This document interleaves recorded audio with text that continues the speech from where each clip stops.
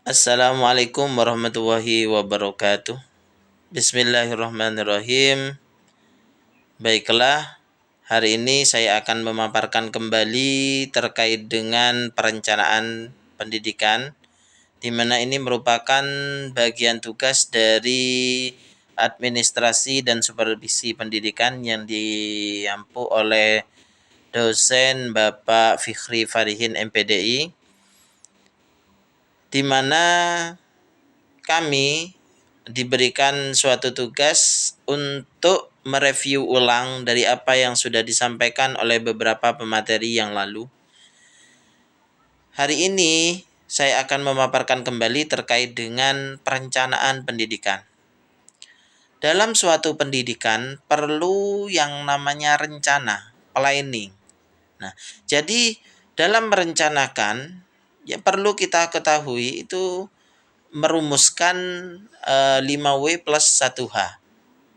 Jadi kita merumuskan terlebih dahulu 5W plus 1H, apa yang akan kita laksanakan, tujuan, dan semacamnya. Barulah terbentuk. Ketika sudah terbentuk, baru kita mengetahui tujuan ke depannya kita. Teknik apa yang akan kita laksanakan, metode apa yang akan kita kerjakan. Nah, itu semua bagian dari perencanaan pendidikan. Dari semua hal yang kita rencanakan itu barulah kita mempunyai tujuan yang pasti dalam sebuah pendidikan, agar pendidikan itu berjalan dengan lancar dan baik.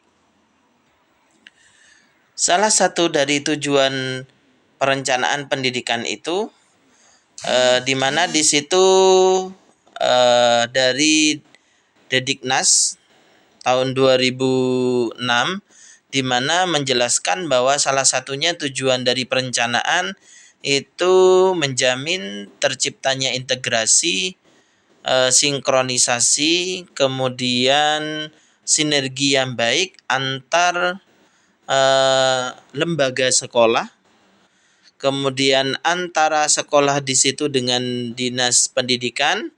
Kalau madrasah terkait dengan Kementerian Agama, kementerian, terus kemudian antar warga yang ada di sekolah, di situ semua lingkungan yang ada di sekolah, masyarakat, terus kemudian antar pendidikan antar kota, antar provinsi, ya, dan antar pusat, dan antar waktu, menjamin keterkaitan dan konsistensi antara perencanaannya, penganggarannya, pelaksanaannya, serta pengawasan dalam suatu pendidikan itu sendiri. Jadi itu merupakan tujuan dari perencanaan. Dalam dunia pendidikan itu sangat perlu adanya perencanaan untuk mencapai apa yang akan kita laksanakan untuk ke depan menjadi sekolah yang baik contohnya. Maka di situ perlu kita rencanakan terlebih dahulu. Dari tujuan perencanaan tersebut barulah kita di situ timbul yang namanya adanya prinsip-prinsip dalam perencanaan di dunia pendidikan. Salah satunya kita mempunyai prinsip yaitu membawa perubahan yang lebih baik untuk ke depan. Dimana karena setiap yang kita rencanakan terus kita laksanakan baru ada pengawasan, oh ini masih kurang terkait dengan apa yang kita rencanakan. Jadi untuk ke depan itu kita rumuskan kembali menjadi yang adanya perubahan-perubahan yang baik dalam apa yang kita rencanakan. Terus kemudian berkaitan dengan guru, semisal perencanaannya meliputi dalam mengajar perlu yang namanya RPP, ya, perlu yang namanya perangkat pembelajaran dan semacamnya. Nah, di situ bagian dari perencanaan itu sendiri. Terus kemudian adanya partisipasi di sekolah. Nah, di situ perlu adanya perencanaan, adanya kegiatan itu juga perlu adanya perencanaan. Jadi setiap apapun yang ada di lembaga, di sekolah, maka perlu kita rencanakan terlebih dahulu agar di situ menjadi baik dan menjadi berjalan dengan apa yang kita inginkan. Itu bagian dari perencanaan. Nah, terus kemudian dalam perencanaan itu ada beberapa tahapan-tahapan dalam perencanaan.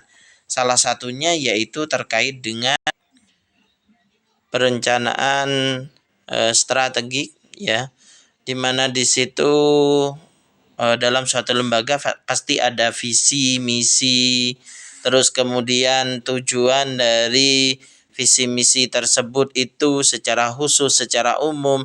Nah, di situ baru kita rencanakan untuk ke depan suatu lembaga itu menjadi yang baik dan bagus. Terus kemudian terciptanya yang namanya kebijakan-kebijakan, ya, dari suatu tujuan itu sendiri, dari visi misi. Di situ timbul yang namanya untuk ke depan, oh sekolah ini, salah satunya sekolah ini merencanakan terkait dengan sekolah tahfidz, maka di situ direncanakan dalam visi dan misinya. Nah, baru kemudian kalau sudah direncanakan, dilaksanakan. Ketika sudah dilaksanakan, ada yang namanya evaluasi. Nah, dari evaluasi di situ apa yang kurang, gambaran apa atau permasalahan apa yang terjadi selama ini yang sudah direncanakan. Oh, kurang terkait dengan ini, maka perlu adanya perbaikan lagi untuk ke depan. Nah, di situ namanya kita harus merencanakan terlebih dahulu, merencanakan lagi apa yang akan kita laksanakan untuk ke depan menjadi sekolahan itu baik. Nah, itu saja dari saya terkait dengan perencanaan pendidikan. Jadi ada beberapa poin tadi yang perlu kita garis bawahi. Dalam sebuah pendidikan ingin tercapai dengan baik dan lancar, maka kita perlu yang namanya perencanaan terlebih dahulu, planning terlebih dahulu agar suatu lembaga di situ berjalan dengan baik dan lancar. Terima kasih. Saya akhiri. Assalamualaikum warahmatullahi wabarakatuh.